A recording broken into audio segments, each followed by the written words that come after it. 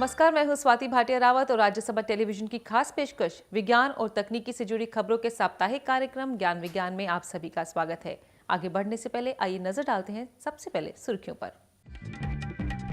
शिशु मृत्यु दर पर रोकथाम के लिए शुरू किया जाएगा यूनिवर्सल इम्यूनाइजेशन प्रोग्राम। मंगलयान ने किया अपना 75% सफर पूरा। भारत के वनों की ताजा स्थिति पर जारी हुई रिपोर्ट। आधुनिक होने के साथ अब इमारतें होंगी इको फ्रेंडली। जानेंगे कैसे काम करता है फ्लोराइड डिटेक्शन किट। और खोज खबर में आज हम चर्चा करेंगे मॉनसून में होने वाली बीमारियों और उनके बचाव के उपायों पर।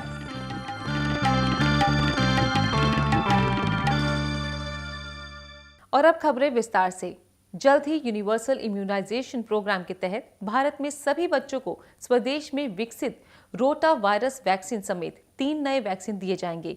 ये टीके सभी को मुफ्त में लगाए जाएंगे। इस कार्यक्रम का मुख्य उद्देश्य भारत में बच्चों में मृत्यु दर घटाना है। देश के स्वास्थ्य क्षेत्र के विकास के लक्ष्य के साथ सरकार ने 4 नए टीकों को सरकारी टीकाकरण कार्यक्रम में शामिल किए जाने की महत्वपूर्ण घोषणा की। सरकार का यह कदम वैश्विक प्रतिरक्षण कार्यक्रम का हिस्सा है। इस कार्यक्रम का लक्ष्य अगले वर्ष तक शिशु मृत्यु दर में 2/3 कमी करने का है। इसके साथ ही इस कार्यक्रम के द्वारा वैश्विक पोलियो उन्मूलन लक्ष्य को भी पाया जा सकेगा। इन नए टीकों में बच्चों के लिए रोटा वायरस टीका, रूबेला और इंजेक्टेबल पोलियो टीका और कुछ चुनिंदा जिलों में वयस्कों के लिए जापानी मस्तिष्क ज्वर का टीका शामिल है, जहां इस बीमारी का प्रकोप अधिक है।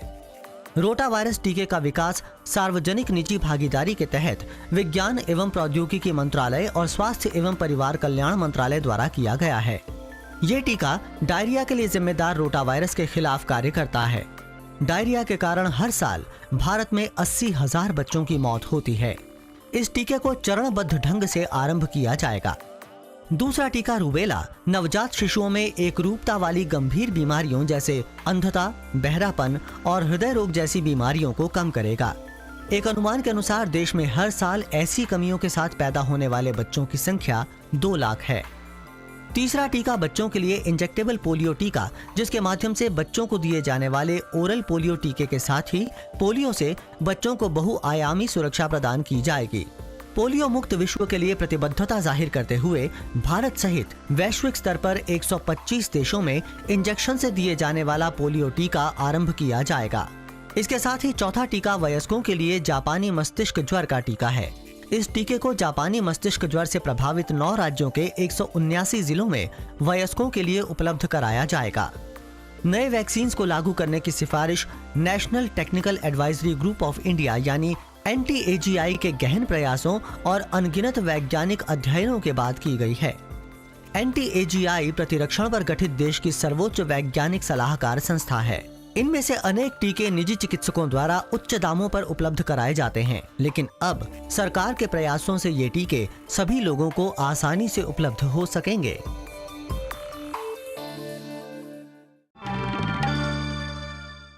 देश के लगभग 17 राज्यों में लोग फ्लोराइड की अधिकता वाला पानी पीने को मजबूर हैं। इस कारण कई लोग बहुत सी गंभीर बीमारियों का शिकार हो रहे हैं। हाल ही में भाभा एटॉमिक रिसर्च सेंटर के वैज्ञानिकों ने पानी में फ्लोराइड का पता लगाने के लिए एक बहुत ही सस्ती और सरल किट तैयार की है, जिससे आम लोग कहीं भी पानी में फ्लोराइड की अधिक मात्रा का पता लगा सकते हैं। भूजल में फ्लोराइड की मात्रा का बढ़ना एक गंभीर वैश्विक समस्या है। भारत में भूजल में फ्लोराइड की मात्रा तेजी से फैली है। एक अनुमान के अनुसार 15 राज्यों के 300 जिलों में लगभग 9 करोड़ लोग फ्लोराइड संदूषण से प्रभावित हैं, जिनमें से तकरीबन 60 लाख बच्चे हैं। पेयजल में फ्लोराइड की अधिक मात्रा के कारण फ्लोरोसिस नामक बीमारी हो जाती है, जिसके परिणाम स्वरूप दांतों का रंग उड़ जाता है और दांत एवं हड्डी संबंधी विकार उत्पन्न हो सकते हैं। फ्लोराइड वाले पानी से बचने के लिए पानी में फ्लोराइड की मात्रा का पता होना आवश्यक है। शोधकर्ताओं के अनुसार पेयजल में फ्लोराइड की सुरक्षित मात्रा प्रति लीटर 1 मिलीग्राम है। पेयजल में फ्लोराइड की उपस्थिति और स्तर का पता लगाने के लिए बार्क के रसायन विभाग के अंतर्गत हैदराबाद स्थित national centre for compositional characterization of materials यानी NCCCM फ्लोराइड संसूचन संबंधी किट का विकास किया है। The fluoride detection, which is developed in chemistry group, now is circulating all over the country, particularly as you know that there are 15 states in the country which have the fluoride problem, and it's a very simple kit which can be used to detect fluorine and determine whether the water is safe for drinking or not. ये kit fluoride के सुरक्षित स्तर को रंग के माध्यम से दर्शाती है। आसानी से उपयोग की जा सकने वाली इस किट को निरक्षर व्यक्ति भी इस्तेमाल कर सकते हैं। जांच प्रक्रिया में कम से कम सामग्री की आवश्यकता होती है। प्रयोग किए जाने वाले पानी के नमूने में एक विशेष रिएजेंट की मात्रा मिलाई जाती है। रिएजेंट पानी में उपलब्ध फ्लोराइड से तत्काल अभिक्रिया करके रंग उत्पन्न करता है, जिसे किट में दिए गए कलर चार्ट की सहायता से आसानी से पहचाना जा सकता है। इस प्रकार पानी के नमूनों को सुरक्षित या पेयजल के रूप में सुरक्षित आदि वर्गों में रखा जा सकता है। So fluoride is a major contaminant in our country. Almost 15 states are affected. So we have developed a very simple technique by which you can determine the safe and toxic levels of fluoride. There is no need for an instrument. You can just by seeing a color, you can tell whether this particular water is having a fluoride contamination or not. So it is safe for the people to use the water for drinking purposes. NCCCM द्वारा विकसित ये kit बाजार में उपलब्ध अन्य किटों की तुलना में सस्ती और उपयोगी है। तो इससे पहला कभी भी ग्राउंड वाटर चेक करना बोले तो NFC कंपनी वाला आके ईयरली वंस टेस्ट कर रहा था। इससे पहला वो फ्लोराइड कितना परसेंटेज है बोल के बॉडी में उधर इधर वो बार्क वाले इन लोग किट को अच्छा कम दाम में डेवलप करके कम दाम में पब्लिक को दे रहे हैं। तो एक वाटर टेस्ट करना बोले तो 10 to 15 पैसा खर्चा होता है बोल के अभी साफ लोग बोल रहे। तो ये पब्लिक को बहुत यूजफुल है बोल के हम लोग समझ रहे। तो ये किट को यूज़ करना बोले तो अनएजुकेटेड्स भी और वो बूढ़े लोग भी यूज़ कर ले सकते। 4 ml वाटर में 1 ml ड्रॉप डाल के वो कलर को फाइंड आउट करके उसमें कितना फ्लोराइड है, प्यूरिफाइड वाटर कौन सा है भी हर एक कॉमन मैन भी पहचान ले सकता। NCCCM के शोधकर्ताओं ने हैदराबाद के निकटवर्ती गांवों में जाकर इस किट को उपयोग करने संबंधी प्रदर्शन किया व पानी में फ्लोराइड की मात्रा के बारे में बताया तथा लोगों को प्रोत्साहित करने का प्रयास किया, जिससे फ्लोराइड मिश्रित पेयजल से होने वाले दांतों एवं हड्डी संबंधी विकारों से बचा जा सके।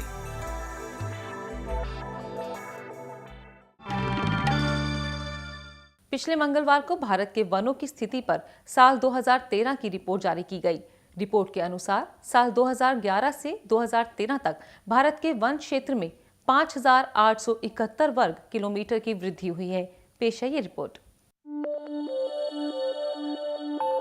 8 जुलाई को जारी की गई Indian state of forest report 2013 के अनुसार देश के वन क्षेत्रों में 2011 के बाद 5,871 वर्ग किलोमीटर की वृद्धि हुई है। ये खबर पर्यावरण प्रेमियों के लिए उत्साहवर्धक है।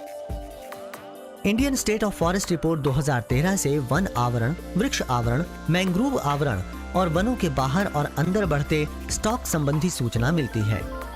इस रिपोर्ट में पहाड़ी जिलों, आदिवासी जिलों और उत्तर पूर्वी क्षेत्रों आदि से संबंधित विशेष विषयगत जानकारी भी मिलती है। रिपोर्ट के इस अंक में भारतीय वनों के महत्वपूर्ण गुणों, कृषि वानिकी प्रणाली और शहरी वृक्ष संसाधनों पर भी विशेष अध्याय के माध्यम से जानकारी प्रदान की गई है। इस रिपोर्ट के अनुसार देश का कुल वन क्षेत्र 6,97,00,000 हेक्टेयर है, जो कि देश के कुल भौगोलिक क्षेत्रफल का 21.23% है। कुल वृक्षों से ढका क्षेत्र लगभग 91,266 वर्ग किलोमीटर या 91,03,000 हेक्टेयर है, जो कि देश के कुल भौगोलिक क्षेत्रफल का 2.78% है। इस प्रकार कुल वन एवं वृक्षों से ढके क्षेत्र का क्षेत्रफल लगभग 24.01% है। देश के मैंग्रोव वन क्षेत्र में 34 वर्ग किलोमीटर की कमी आई है, लेकिन गुजरात में मैंग्रोव वनों में लगभग 45% की वृद्धि हुई है। ये रिपोर्ट व्यापक क्षेत्रीय अनुसंधान और भूमि के अध्ययन के माध्यम से एकत्र आंकड़ों के विश्लेषण पर आधारित है। भारतीय वन सर्वेक्षण सन 1887 से प्रत्येक 2 साल के बाद भारत के वन और वृक्ष संसाधनों का आकलन करता है।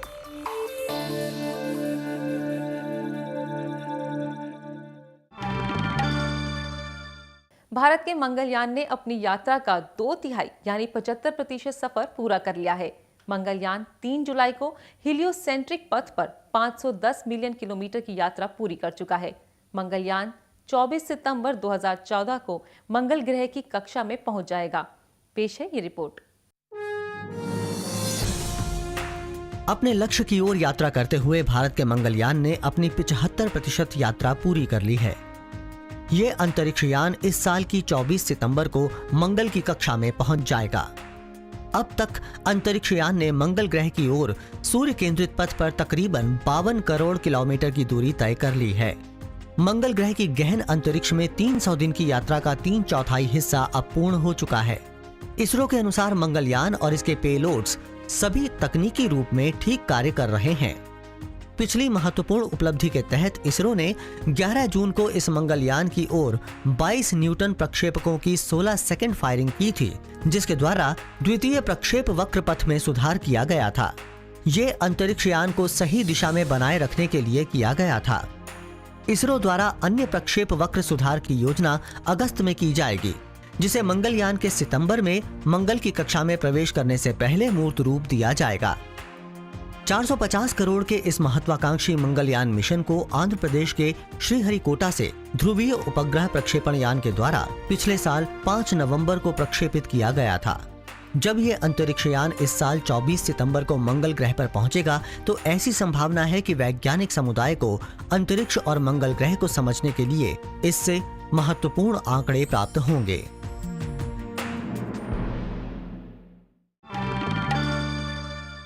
आने वाले दिनों में इमारतों को न केवल आधुनिक बनाने की जरूरत है, बल्कि उन्हें इको फ्रेंडली भी बनाना होगा। इसी संदर्भ में the energy and resource institute ने यूएस ग्रीन बिल्डिंग काउंसिल के साथ एक समझौता किया है, जिससे ये दोनों संस्थान इस दिशा में और शिद्दत से काम कर सकते हैं।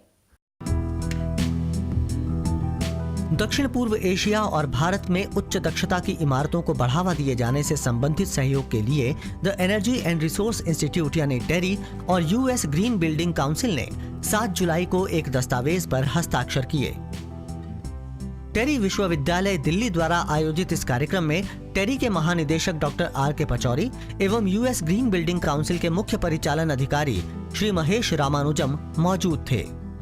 समझौता दस्तावेज पर हस्ताक्षर जीबीसीआई के अध्यक्ष व डॉक्टर पचौरी ने किए। इस समझौते का लक्ष्य ऊंची इमारतों के निर्माण एवं परिचालन के समय उनमें दक्ष डिजाइनों के उपयोग से ये सुनिश्चित करना है, जिससे इमारतें इको फ्रेंडली हों एवं उनमें ऊर्जा व सही जल प्रबंधन हो। The today's agreement is primarily focused on 3 things. One is existing buildings. The buildings that have been already built in India needs a lot of work, because the challenge in making a building green that is already existing is many. Starts from budget to resources to constraints, and most importantly, you have to work hard to undo some of the things that has been already built or to make it better. So that's first objective, is to basically come up with a methodology or a rating system that will make that process easier. The second part is that we are always talking about design, construction, but we need to focus on operations. When we say operations, we want to be able to measure whether really green buildings work or not. How do we know green buildings are working or not? So we are putting a lot of emphasis on performance. So we are going to be collaborating on deploying the performance score for every building, a green building in India to start with. That is the second point. इस अवसर पर बोलते हुए doctor Pachauri ने कहा कि टेरी की US green building council के साथ ये साझेदारी वैश्विक चुनौतियों का सामना करने में सहायक होगी। उन्होंने दक्ष इमारतों के निर्माण के विकास पर जोर दिया। The US Green Building Council, we are going to work together. You know, they have been working with the LEED system of rating of buildings. We in India have developed our own indigenous system called Griha, which I believe is far more suitable to our local conditions. So we are going to be working together, because after all we have common objectives. The objectives are that we must promote green buildings all over the world. We have also agreed to work together in other countries. So the whole purpose is to see that we both jointly and on our own are able to achieve the objectives of much greener, cleaner, more energy efficient buildings than what we have seen in the past. Green building rating system India और US green building council के आवास आकलन के लिए टेरी green rating की संकल्पना की व्याख्या के लिए एक प्रस्तुतिकरण भी दिया गया। तो अब वक्त है छोटे से ब्रेक का। जल्द हाजिर होते हैं। आप देखते रहिए कार्यक्रम ज्ञान विज्ञान।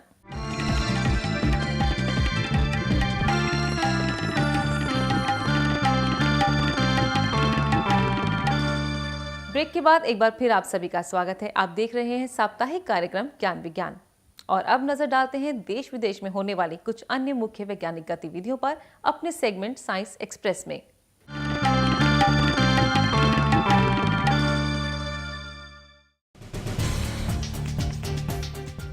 भारत ने 8 जुलाई को सुबह 10:38 पर 290 किलोमीटर की रेंज वाली ब्रह्मोस सुपरसोनिक क्रूज मिसाइल के उन्नत वर्जन का सफलतापूर्वक परीक्षण किया।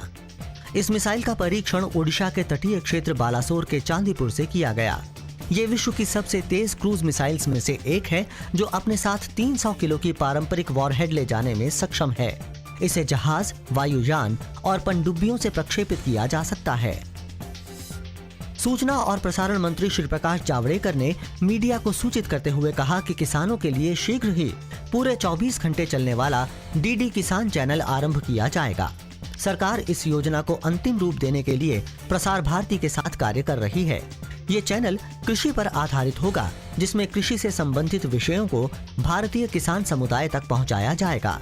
इसके माध्यम से कृषि से संबंधित सूचनाओं के साथ मौसम की भविष्यवाणी एवं बीजों आदि के बारे में भी किसानों को जानकारी प्रदान की जाएगी। ऊर्जा क्षेत्र में आत्मनिर्भरता की दिशा में कदम बढ़ाते हुए प्रधानमंत्री श्री नरेंद्र मोदी ने 4 जुलाई को जम्मू एवं कश्मीर में 240 मेगावाट क्षमता वाली उड़ी हाइड्रो पावर परियोजना राष्ट्र को समर्पित की। राष्ट्रीय पन बिजली निगम द्वारा 2290 करोड़ रुपए में तैयार 240 मेगावाट क्षमता वाली उड़ी पन बिजली परियोजना का लक्ष्य जम्मू एवं कश्मीर राज्य के ऊर्जा संकट को दूर करते हुए नवीकरणीय ऊर्जा स्रोतों को प्रोत्साहित करना है। इस परियोजना की मदद से जम्मू एवं कश्मीर राज्य की अर्थव्यवस्था को नई गति मिलेगी। भारत में नवीकरणीय ऊर्जा स्रोतों को प्रोत्साहित करने की दिशा में कदम बढ़ाते हुए नॉर्वे ने मध्य प्रदेश, उत्तर प्रदेश, झारखंड और जम्मू एवं कश्मीर में सौर ऊर्जा के लघु ग्रिड संयंत्रों से 28 गांवों के विद्युतीकरण की परियोजना को सहायता प्रदान की है। ये जानकारी ऊर्जा, कोयला और नवीन एवं नवीकरणीय ऊर्जा राज्य मंत्री स्वतंत्र प्रभार श्री पीयूष गोयल ने दी है। केंद्रीय भूजल बोर्ड और Indian institute of remote sensing ने 9 जुलाई को एक ज्ञापन पर हस्ताक्षर किए, जिसके तहत उत्तरी भारत में भूमि घटाव पर भूजल एब्स्ट्रैक्शन के प्रभाव का अध्ययन किया जाएगा। भारत में पहली तरह के इस अध्ययन का लक्ष्य भूजल दोहन के केंद्रों की पहचान करना है। इस अध्ययन में अंतरिक्ष आधारित भूगणितीय अवलोकन, प्रिडिक्टिव मॉडलिंग, भूमि घटाव की अंतर तुलना, भूजल कमी, अंतरिक्ष आधारित गुरुत्व विसंगति आदि प्रौद्योगिकियों का उपयोग किया जाएगा। इस अध्ययन के द्वारा भूजल के स्तर में आई कमी से संबंधित व भूजल के पुनर्भरण के लिए आवश्यक रणनीतियों को अंतिम रूप दिया जाएगा। मॉनसून की बरसात का हर कोई बेसब्री से इंतजार करता है। जहां मॉनसून हमारी फसलों के लिए हमारे लिए खुशहाली लेकर आता है, वहीं दूसरी ओर बरसात में पानी के गंदा होने से बीमारियों का खतरा भी बढ़ जाता है। आज हम अपने सेगमेंट खोज खबर में चर्चा करेंगे बरसात के मौसम में होने वाली बीमारियों पर और साथ ही उनके बचाव पर।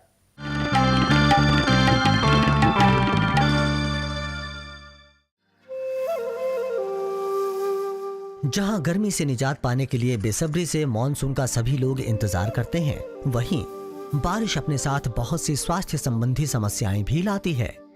बारिश के दिनों में हल्की एलर्जी से लेकर सांस संबंधी संक्रमण और पेट संबंधी समस्याएं भी उत्पन्न होती हैं। इसीलिए बारिश के दिनों में बहुत सावधानी रखनी चाहिए। इस मौसम में सबसे आम समस्या तो जुकाम की है। तापमान में उतार चढ़ाव के कारण फ्लू होना आम बात होती है। जुकाम जल्द ही गले के दर्द का कारण बन जाता है और कुछ दिनों तक सर्दी बनी रहती है। सर्दी के साथ एक सप्ताह या अधिक समय के लिए गले का दर्द, बुखार, सिर दर्द, मांसपेशियों में दर्द और खांसी भी परेशान करती है। कुछ मामलों में फ्लू अधिक भयानक रूप धारण कर सकता है, विशेषकर बच्चों और उम्रदराज लोगों में न्यूमोनिया भी हो सकता है। विब्रियो कॉलेरा नामक जीवाणुओं के कारण हैजा और साल्मोनेला टाइफाइड जीवाणु के कारण टाइफाइड जैसी संक्रामक बीमारी बारिश के दिनों में आम हो जाती हैं।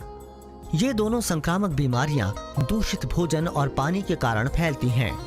हैजे से प्रभावित व्यक्ति को गंभीर रूप से दस्त और उल्टियां होती हैं। इसके साथ उसे इस बीमारी से संबंधित अन्य लक्षणों का भी अनुभव होता है। दूसरी ओर टाइफाइड से पीड़ित व्यक्ति को तेज बुखार, बदन और सिर दर्द और पेट दर्द के साथ दस्त लग सकते हैं। मच्छरों से फैलने वाली बीमारियां जैसे डेंगू और चिकनगुनिया भी बारिश के दिनों में अधिक होती हैं। इन दिनों विषाणु संक्रमण तेजी से फैलता है। पानी भरे स्थानों पर एडीज इजिप्टी मच्छर प्रजाति पनपती है। डेंगू के लक्षणों में बुखार के साथ शरीर पर दाने उभर आते हैं। डेंगू के अन्य लक्षणों में तेज बुखार, जोड़ों और मांसपेशियों में दर्द एवं उल्टी शामिल हैं। डेंगू के दौरान रक्तस्रावी बुखार एक गंभीर समस्या हो सकती है, जिसमें नाक, मसूड़ों या त्वचा के अंदर से खून बहता है। चिकुनगुनिया के लक्षण डेंगू से मिलते जुलते होते हैं। इसमें तेज बुखार, सूजन और जोड़ों में जकड़न, मांसपेशियों में दर्द, सिर दर्द, थकान, मतली और चकत्ते शामिल हैं। लेप्टोस्पाइरोसिस कम परिचित नाम है, लेकिन ये बारिश के दिनों में विशेषकर बाढ़ से पानी भरा वाले क्षेत्रों में फैलता है। ये बीमारी लेप्टोस्पाइरा विषाणु के संक्रमण के कारण फैलती है।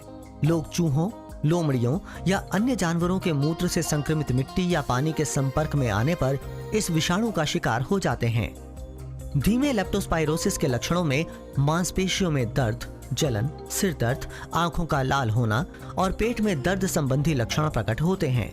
लेकिन पीलिया संबंधी लेप्टोस्पाइरोसिस में अंगों के फेल हो जाने और आंतरिक रक्तस्राव का खतरा उत्पन्न हो सकता है। बारिश के दौरान फंगल संक्रमण और त्वचा संबंधी, विशेषकर पैरों में आर्द्रता के कारण संक्रमण आम होते हैं। इन खतरों को देखते हुए विशेषज्ञ संक्रमणों से बचने के लिए कुछ सरल उपाय सुझाते हैं। सबसे प्रभावी बात यह है कि आप बारिश के दौरान स्वयं को शुष्क रखें और बारिश के मौसम में बाहर जाते समय हमेशा अपने साथ छाता या रेनकोट अवश्य रखें। दूसरी महत्वपूर्ण बात स्वच्छता की है। हमेशा हाथों को साफ रखें और संक्रमण को फैलने से रोकने के लिए सैनिटाइजर का उपयोग करें। बारिश में भीग जाने पर नहा लें, इससे रोगाणु दूर हो जाएंगे, जिससे आप संक्रमण से बचे रहेंगे। डॉक्टर सुझाते हैं कि ऐसे मौसम में आप विटामिन सी प्राकृतिक आहार के द्वारा या आहार संपूरक के रूप में लें, जिससे आप में जुकाम आदि से बचे रहने की प्रतिरोधी क्षमता का विकास होगा। पोषक और ताजा बना भोजन खाएं। बारिश के दिनों में घर के बाहर का खाना खाने से बचें।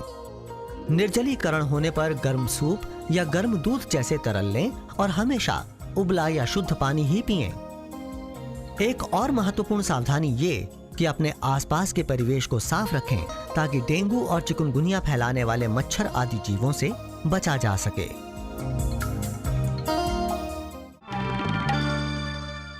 और क्या है इस सप्ताह के इतिहास में विज्ञान का योगदान, जानेंगे अपने सेगमेंट इतिहास के पन्नों में।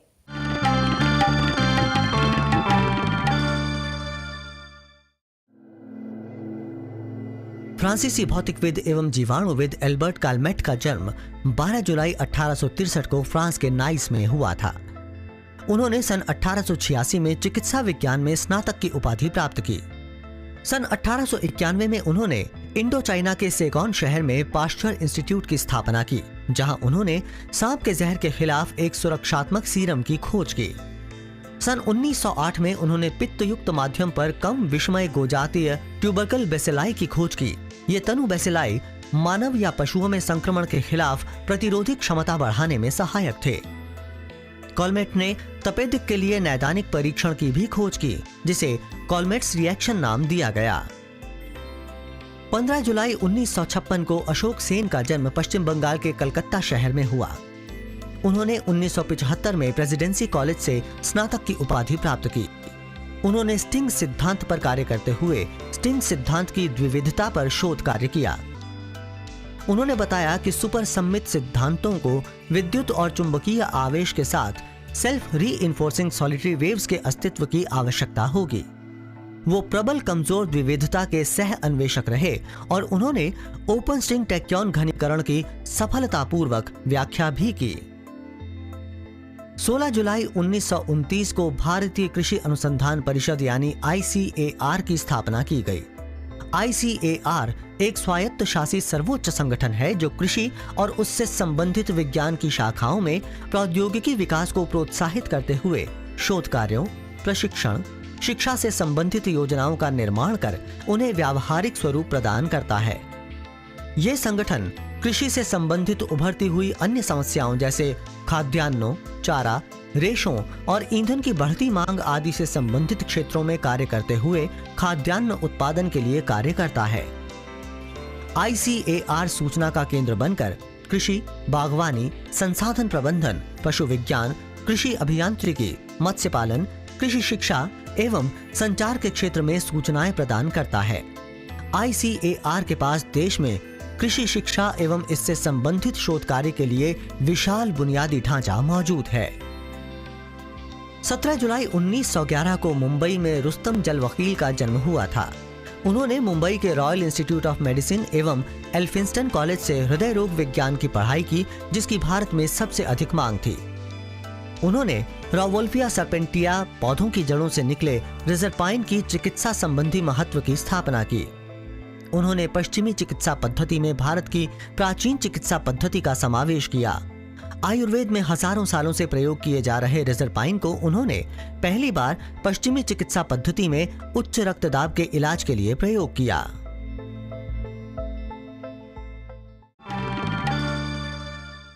तो ज्ञान विज्ञान में आज इतना ही। आपको हमारा ये कार्यक्रम कैसा लगता है, इसके बारे में आप अपने सुझाव और प्रतिक्रियाएं हमें ईमेल कर सकते हैं। हमारा ईमेल एड्रेस है news@vigyanprasar.gov.in। आप चाहें तो हमें पत्र भी लिख सकते हैं। हमारा पता है विज्ञान प्रसार, C24, कुतुब इंस्टीट्यूशनल एरिया, नई दिल्ली 110016। तो आज के लिए इतना ही। विज्ञान और तकनीकी से जुड़ी खबरों के इस साप्ताहिक कार्यक्रम में अगले हफ्ते फिर होगी मुलाकात। तब तक के लिए हमें दीजिए इजाजत और देखते रहिए राज्यसभा टेलीविजन। नमस्कार।